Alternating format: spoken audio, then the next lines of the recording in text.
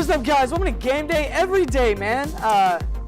Episode 20, right? Yeah, I'm pretty sure. Dude, 20 episodes of Game Day Everyday. And episode 3 of March Madness, too. The best time of the year, obviously. If you haven't seen the past 2 episodes, we'll have them in the link in the description so you can go watch them, catch up, choose your picks.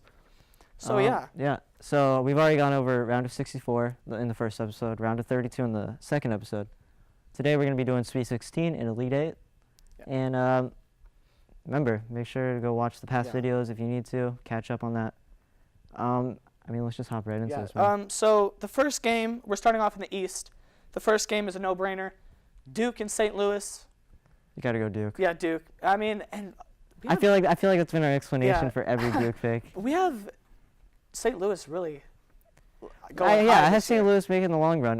Solid A-10 team. Like I've said, for my explanation for them just making it this far in the first place is they're just super athletic and super good defending-wise. That's what you get out of 8-10 teams. We've seen that from VCU, but we have them losing in the first round. Yeah. But, yeah, so I think 8-10 teams will make a stand this year. The next game is LSU and Minnesota. LSU. Like we said in the past episodes, they're great defensively. Waters is one of the best shooters in the country. Yeah, it's no-brainer. It's going to be bad. And I think Minnesota doesn't have the defense capable of doing that. They've allowed so many points this year. They remind me of a team like Arizona State where, they have to really get going on offense. And when they do, there's no defense. Yeah. Moving on to the South, we have Virginia and Kansas State. Kansas State is a scrappy team this year. I like them. But sadly, I have them losing to Virginia. Virginia's just a better team. Virginia just has way too much talent across the board. Kansas State, I could be, like I said, Dean Wade, if he comes back, that would be a huge difference maker. Yeah, it'll give him a chance. I think Kansas State could possibly beat him if Dean Wade comes back because he's such a big factor on that team. So I hope he gets better. Yeah. The next game in the South is Purdue and Cincinnati. Purdue. That's going to be a great game. It's going to be a great game for sure. Purdue is just way more talented, big man-wise. They know how to spread the ball well. They don't really have star players, but if you just watch the way they play, they don't really need star players. I feel like it is going to come down to shooting. Like, someone has to have a good shooting. No, yeah, for sure. And I think whoever has the most points in the paint, but whoever has the most points in the paint, for sure, I think will win. Have a chance to win, yeah. Moving on to the West, Gonzaga versus Murray State. It's going to be a great game. Yeah. There's obviously going to be a lot of scoring in this game. We've been very on top of, John Morant just winning here in the tournament, but I think it's going to come to an end. Yeah. Gonzaga's going to get their win. I think it'll come close, but I think, it happens. It's a loss, get over it. It's all right. Player of the Year, possibly. Rui Hachimura is going to have a great game, I feel like. Yeah. Top 10, possibly? I think he's starting to make a case for being a top 10 pick, so I could see Rui Hachimura showing up. The next game in the West, Buffalo and Michigan. Surprisingly, another upset. Yeah, Buffalo. Buffalo has shown that. I know you may be thinking, why Buffalo over Michigan? Michigan's a great team and all, but Buffalo is I feel like they're such a better overall team than Michigan. They're more hungry. Because when Michigan isn't on fire, and when players like Jordan Poole are shut down, we saw that against Michigan State when they lost in the Big Ten championship. They just aren't the same team. So I think I got to go Buffalo here, who's been consistent all year in winning. Yeah, and they're more hungry to win. I guess we just got to see. Moving on to the Midwest, North Carolina and Auburn. North Carolina, a great team this year. I think it's going to be a great game for sure. Luke Maye, I think Auburn's going to put up a great fight against North Carolina. And it's the smaller players who are going to help North Carolina. You got Kobe White, a top point guard in the country. It's top point guard in the draft. Maybe. Yeah. But you also have Nasir Little, who's one of the top, big men in the country, /forwards. And they have a lot of experience, too. They always have older guys. Yeah, they always have good seniors. But I don't know. They kind of lack that this year. But besides Luke Maye. Luke Maye is definitely going to be the key point here, for sure. The next game in the Midwest, Houston versus Kentucky. Last game of the Sweet 16. Yeah, Kentucky is definitely winning this game. Now I'm going to tell it from a non-biased standpoint because you're a diehard Kentucky. Well, I believe Kentucky's going to win everything. Our defensive efficiency this year is great. We were second. No, we were like first in the SEC. We're second in three-point shooting. But where did you place in the SEC? We're a second seed. Exactly.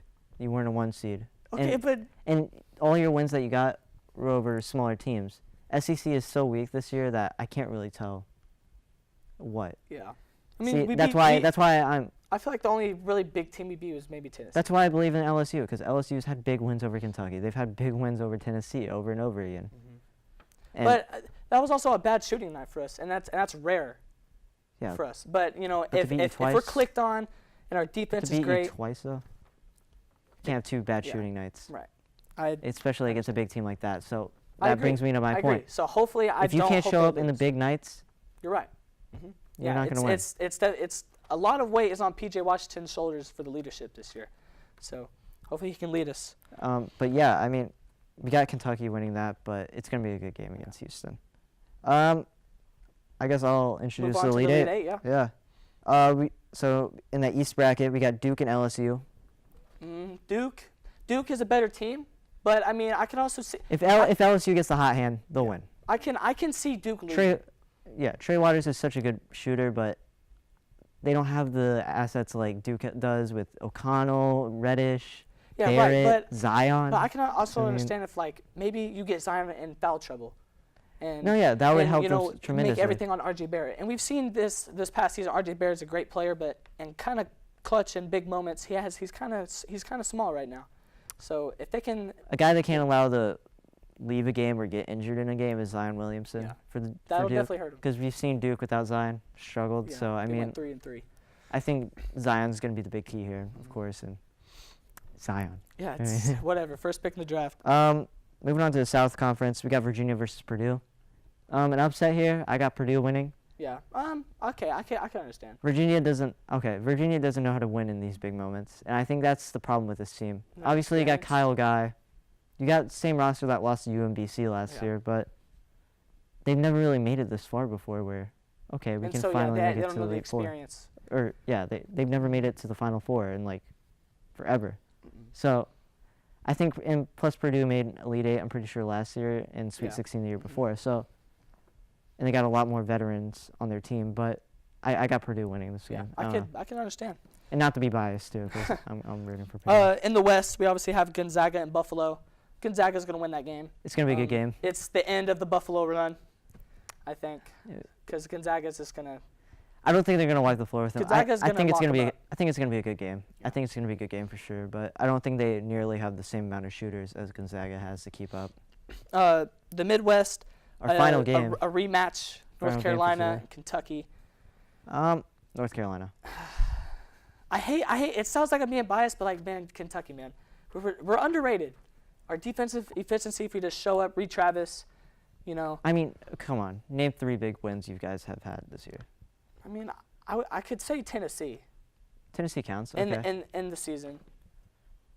I would say that's our only big win. Exactly. And you saw what you guys did against Duke too. You guys got decimated. Yeah, I know. That was Sure, it was a different Kentucky team, but that was bad. You guys only got held to 40 points. And seeing this North Carolina team lock up Duke the way they do, I see North Carolina getting a win. But I think it'll be a great defensive game.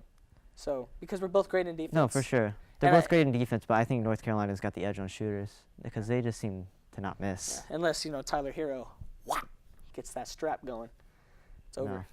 I don't think Tyler no, but those are our picks, man. That's Elite Eight and Sweet 16. So go ahead and comment down below of what you think, who's going to the Final Four. Just let us know. Our social media should be somewhere down below. Tune in next episode. We're gonna be doing Final Four and championship. Yeah, who's winning it all? Let us know. Like we said, if you haven't seen the past episodes, go watch those. This is Game Day Every Day, man. Episode 20, a big milestone. We'll see you in the next one.